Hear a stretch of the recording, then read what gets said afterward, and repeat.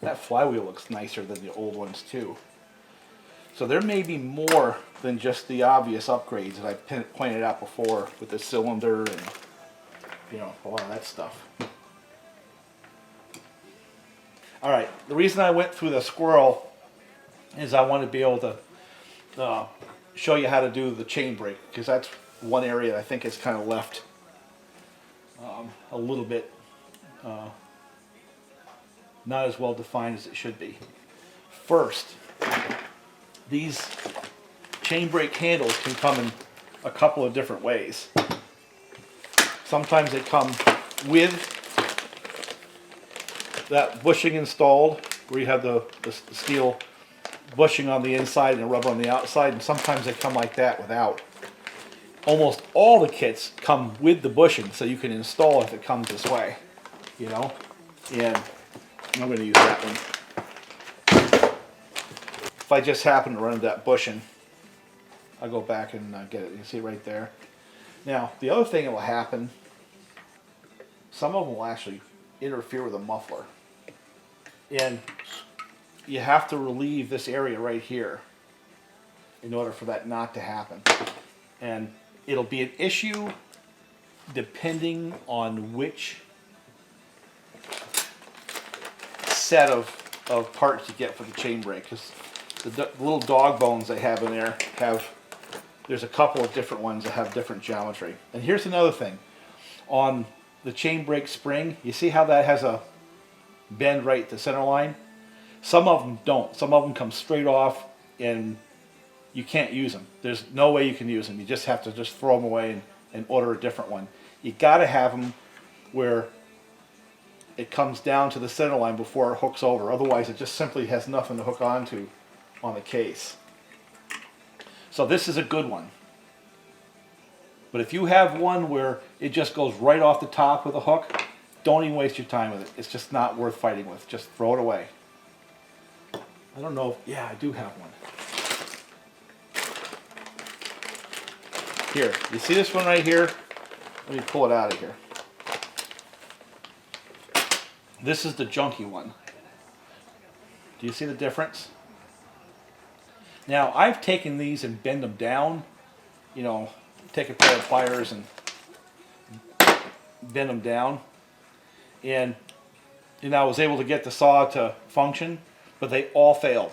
They all popped out of there over time. You got to have the right spring. That's no good. That's junk. Might as well just throw it right away. That's the right one. Also notice these are dark. You have the ones that are silver kind of covered, and you have these darker ones. And some of them have the wrong geometry. And I've also had them where they don't have the pins installed in these bands, chain brake bands. So I've had a variety of bad luck with you know, the chain brakes. And if you got the junky parts, there's just not a whole lot you can do about it. Now this is not intuitive.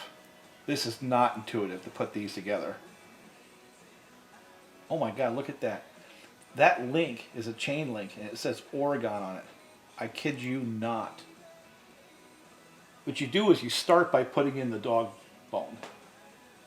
That's the best way of starting. So you kind of set that right down in there with the hump facing this pin right here.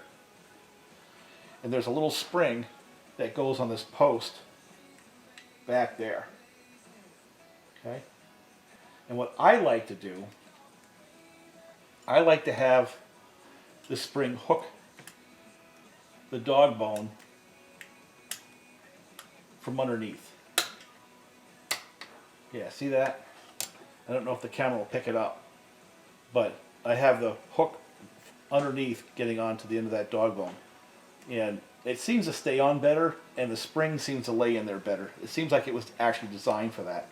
Now you've got these little circlips, and that holds on the dog bone. And, you know, I just sort of set it in there with my fingers and take a pair of pliers and clip it on. So that's first. Second, this dog bone here has to go through the handle. Okay? And that banjo fitting actually goes over this pin while it's encapsulated by the handle, which also has that goes over the pin.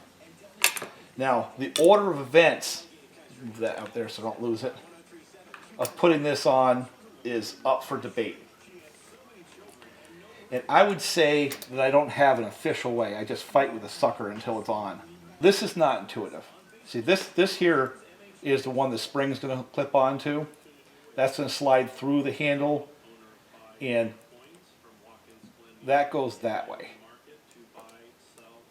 Like that. And like that part is not really intuitive. What I do is I tend to want to get the spring on kind of like this, with the dog bone attached. You know? And then after I've done that, you see that's going to rotate on that pin right there, but don't get it on just yet. What you got to do is get that into the handle before you go any further. Let me get a little dollop of grease down in there.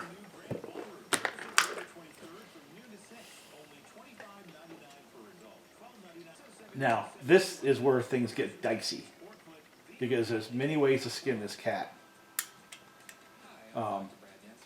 But the one thing you have to end up with is you have to end up with that through the handle, on that pin, and that on that pin. That's how it's going to end up with this through the handle. Okay? Now, how you get there sometimes requires a little bit of fighting, because one thing that has to happen is that little area right here has to get down inside the dog bone. The dog bone is sort of a detent there. I'm going to take the screw that holds the other side on and just kind of set it right in there so it keeps that from moving around so much. Just enough to hold it, not enough to pin it, just enough to get it where I can work on it over here. And now I've got to get this on that pin like that. Now I know that wasn't pretty, but what I had to do, spring goes in, that gets hooked right like that through the brake handle, line up those holes. I pinned the other side here just enough so I could work with it without it flopping around. Then I had to get the chain brake handle detent underneath there. See it right there? That kind of sticks right in there. That's how you get that spring return. And then I have to get the pin located right there. Like that. Now I have a circlip to put on there. I don't even know what to call those things. So I'm saying put this here, there, that here, there. You'd think I was a redneck. All right, there's a circlip on that linkage. So the linkage has to go through the chain brake handle. The banjo end goes over that pin. The dog bone center point hole goes over that pin with a circlip.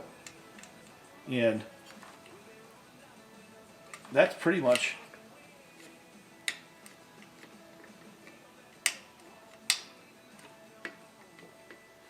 now. This one does have the interference issue where the handle interferes pretty severely with the muffler. You see it right there? Well, this chain brake won't work that way. Now, I'm not going to bother going crazy, but what I'm going to do with the die grinder is remove enough of that handle to where it goes past the muffler.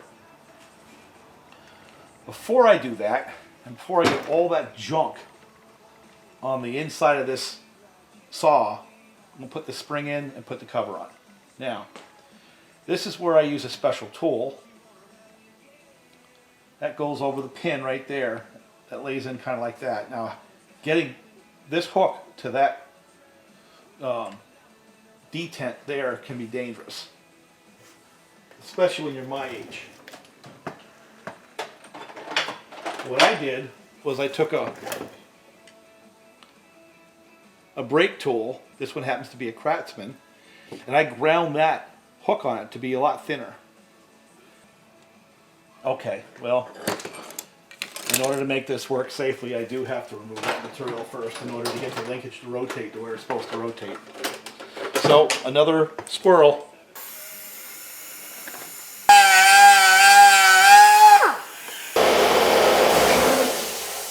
Alright. See, now that linkage can rotate forward like that. So now that I've got the chain brake handle where it's relieved to where it can go down to there and release that linkage where the linkage actually can roll back some, you know, which would actually help it grab the clutch tighter, then the spring just sets right in here, and then I use my old man brake adjust tool modified.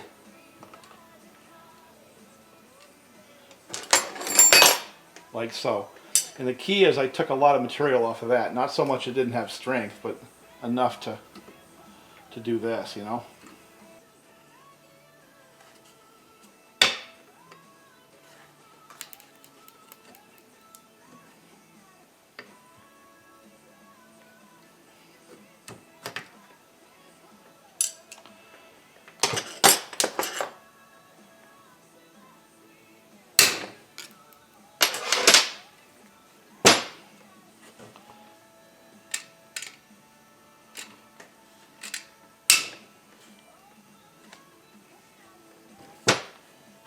Okay, everything is in there. So now the chain brake's on. Now we can put the cover on. A cover. I got this one right here. We'll set that right in there. Sets on top. And there should be 4 of the smaller of these smaller, these little screws that go in there.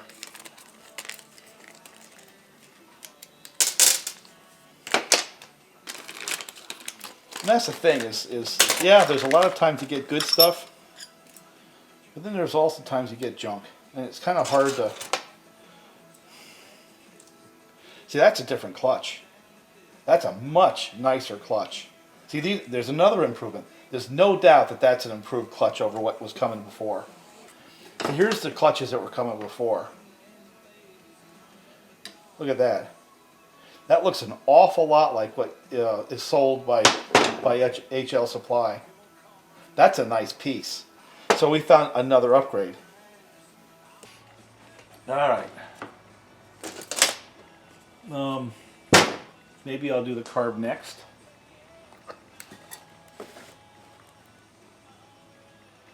That's what you're looking at in there. And that's the rest of the saws is pretty much block and tackle, you know. It's really not that hard to do. All right, we're closing in on being done. I'll do carburetor, plastic on the front end, and top cover. Might close off the video. I'm running out of daylight. I wanted to go up and run a couple of these. Just not seeing how that's going to happen. Here's that bushing and grommet that goes in the chain brake handle. So each one of the kits have got one of those. If the chain brake handle doesn't have that in there, and basically you push it in, put the grommet in. You got to put this ring on the outside here.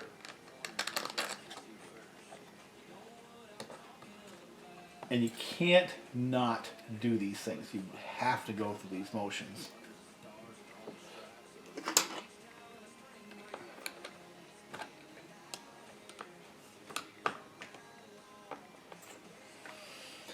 This metal ring goes, you have these little indentations.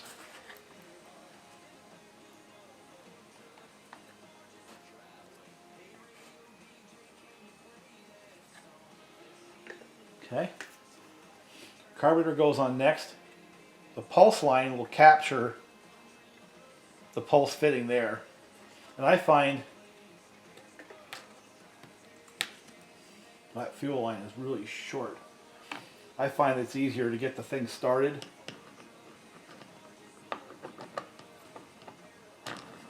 Once you get it started, then put the fuel line on it. You gotta make sure that steel ring does not come out, okay? And what I do is I reach in there and take that throttle and take that carburetor and get it to full throttle. Just open it right up like that. And then I take the throttle operating rod, and there's a slot that you can actually feed it through.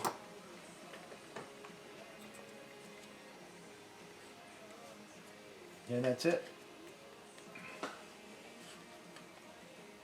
I think that fuel line's too short. Yeah. I don't see how that's going to work. Fuel line goes on next. That made it work. I was able to turn the fuel line in the tank. Alright, so that works. Now once you have that carburetor back in there, you got this rubber, like rubber band thing that goes up on top. Next, that goes right into there. I mean, a lot of this is just obvious, right? Just look right in there. I've noticed that recently they have not been coming with these installed. I'm not sure it matters which way they go in. It goes like this. By the way, you performance guys, if you like modifying saws, you take these things and radius it, you radius those sharp edges, it actually makes a difference. Okay, 2 8mm nuts are next.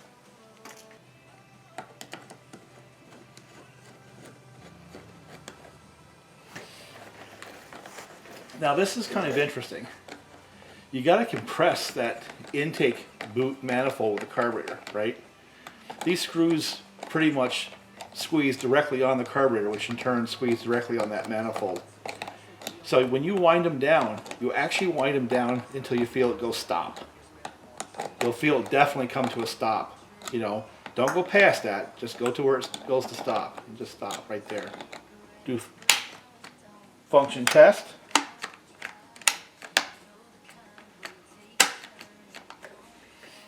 Everything works. That goes like that. Cover goes on like this. Okay.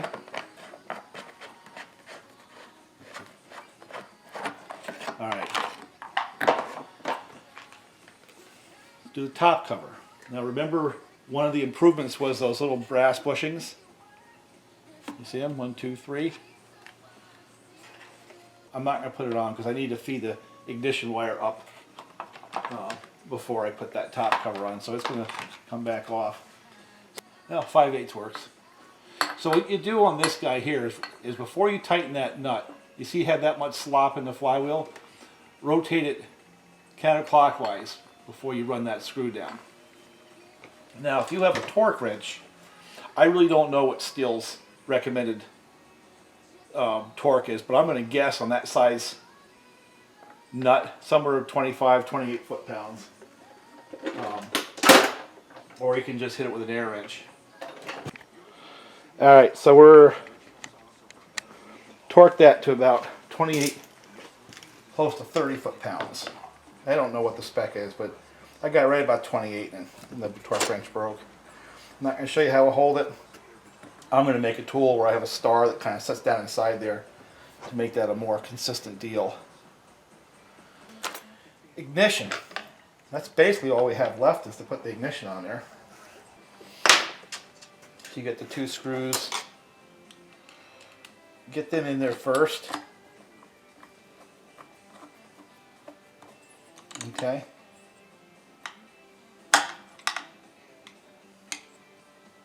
That wire's in there really tight.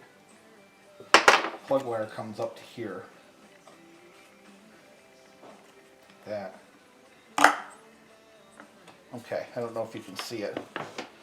black wire to here. The red wire goes underneath the little ignition system. And that one was, the wires were just long enough.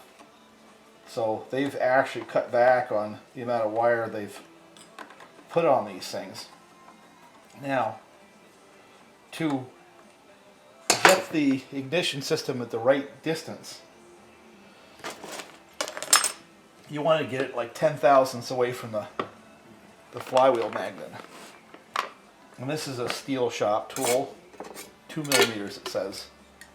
It kind of sits right down in there between the flywheel and the ignition. And you let the magnet side, you got to turn it to get the magnet side, that's the counterweight side. Here's the magnet. And now it gets stiff because what it does, it sucks the magnet pulls the ignition right up tight to that thing, you know. And then you crank down on these 2 screws here. I always do the one closest to the flywheel first.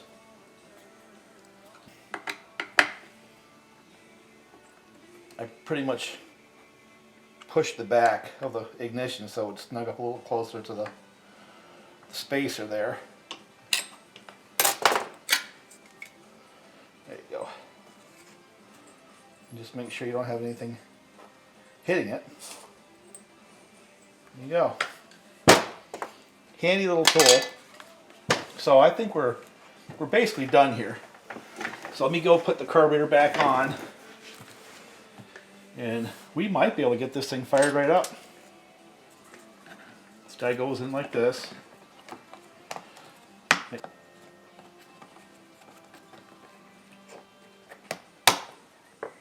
And like before, you bring it down to where it comes to a stop. And just, you know, make it firm. Don't go crazy. These are not very big. But you got to crush that intake gasket up against the carburetor. That's the game. This goes next, and again it has those little bushings. That captures the spark plug wire. Okay?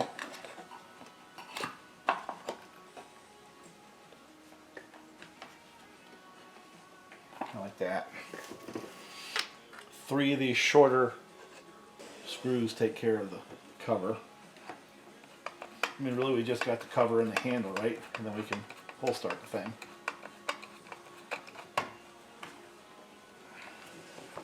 Now that you got those brass inserts, you can actually tighten these things without crushing the plastic, you know?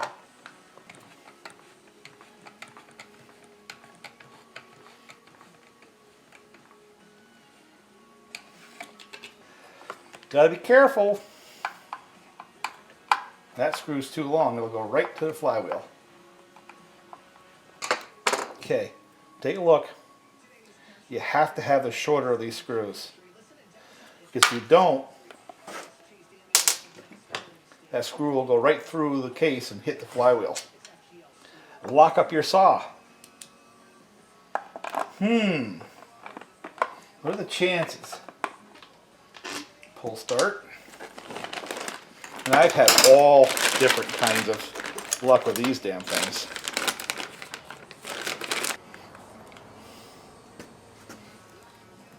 One thing I do is I just put a little tiny bit of oil. I mean, just a little bit. There we go. Blot out the extra.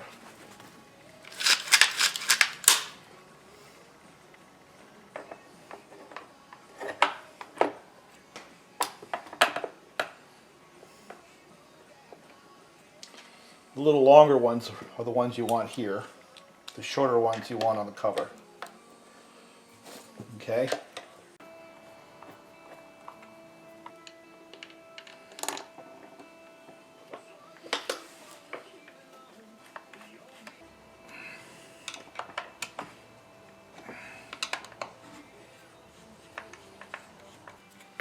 Filter.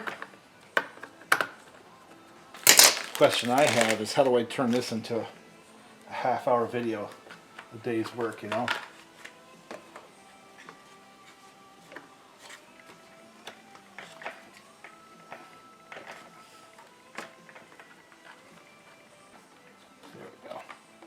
trim a little material off that to make it fit.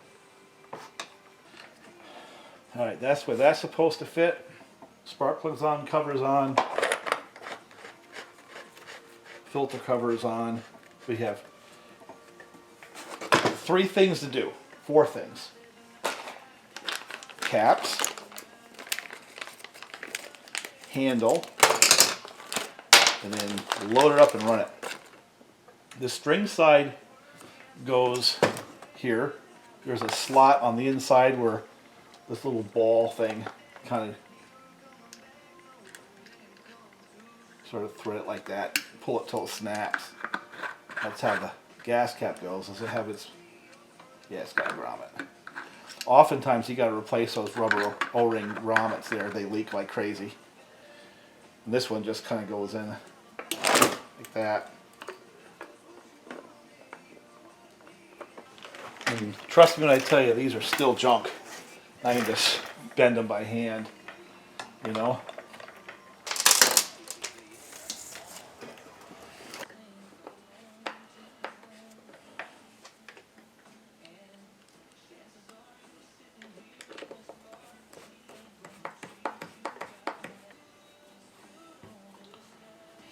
You know, I've literally bent these stupid handles, just manipulating the saw when I'm putting on the handle. They're that soft. So at your first opportunity, get rid of them. You put on HL Supply has their Highway brand replacement handles, and I recommend strongly taking that route because they're like $35, which is a lot cheaper than OEM, and they are good. Now I don't use both of them. To me, that's just a waste. That's the orientation. The longer of the screws goes in the bottom. And then what I do is get one of those little 8mm nuts and put it on the other side of that.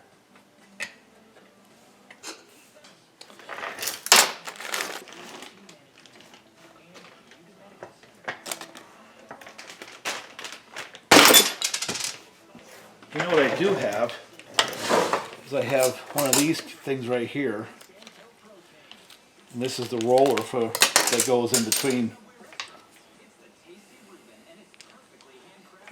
This would go at the bottom here between the 2 spikes.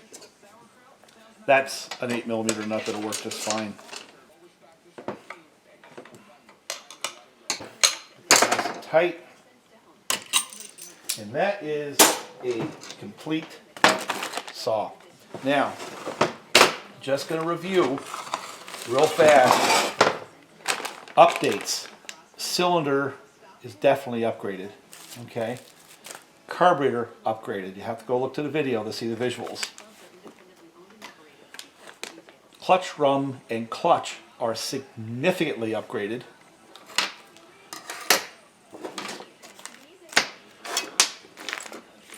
Chain adjuster has been upgraded. I still got some issues there, but definitely they've tried to improve the quality there. The packaging has been upgraded, you know. But a couple things. There's a fairly large variance between the different linkages out there, and you know, this one here I had to remove a fair amount of material from the chain brake handle in order to actually let it work. And while I'm talking about handles, I just pitched it up here somewhere. This rubber bushing and metal sleeve, they go inside here. Some of them don't have it. That's what that is.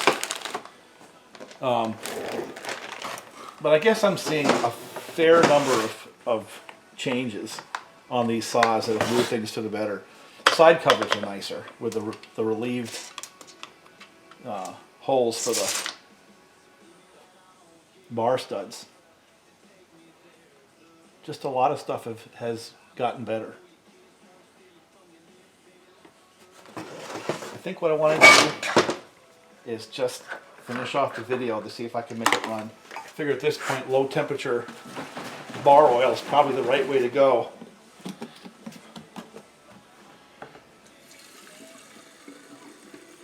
One thing I can tell you with these saws is don't run them out of gas.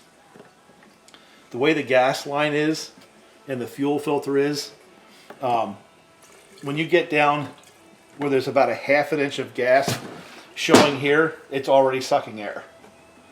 And I really don't know if there's a solution.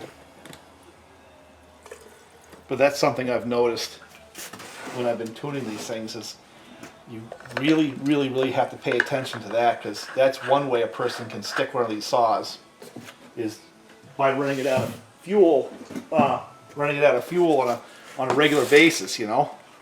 So it's always running lean.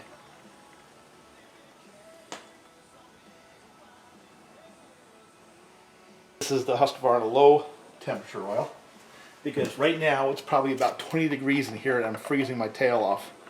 With these, take your bar key. So when you get to about there, you're sucking air already.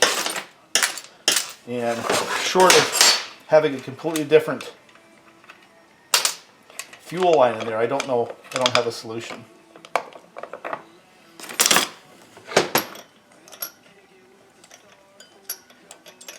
But that is hugely different. I mean, the ones I've seen before were out around by like almost 100 thousandths. All right, let's see if we can get it fired. Choke is on. It's going to take a fair amount of pulling here. I don't know if I have it in me, because it has to charge the whole fuel system. And I'm getting old.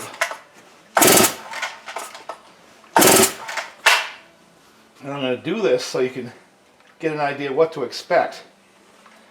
Because that pulse line has to pulse the carburetor on these things, and there's a fair amount of volume that it has to fill before it actually gets to the carburetor.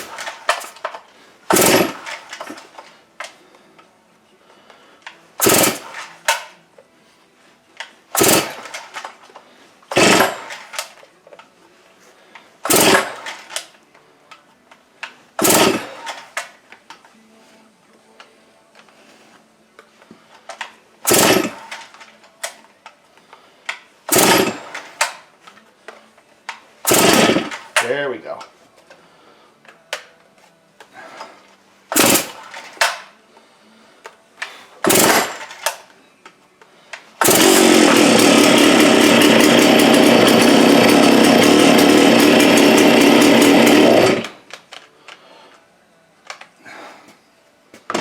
All right. Now it's time to see what the carburetor is set at. Telling you, the reason I'm doing this is so you can get an idea of what to expect.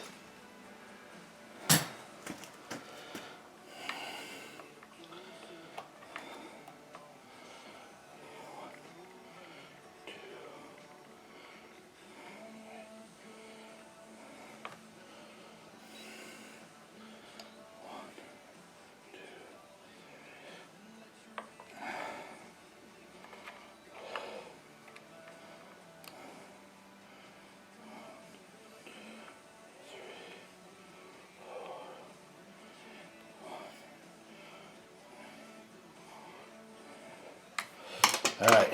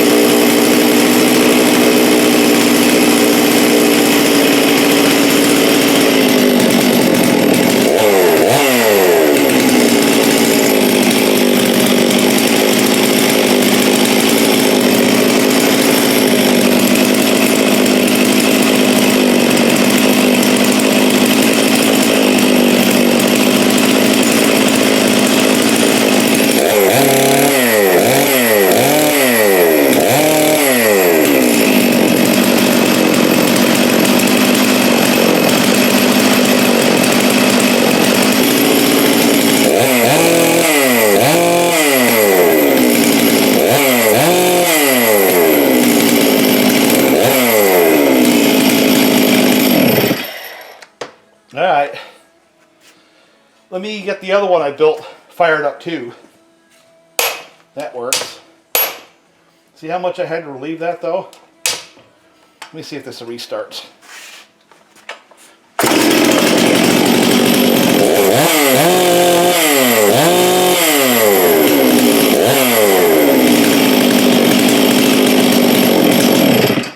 Like it.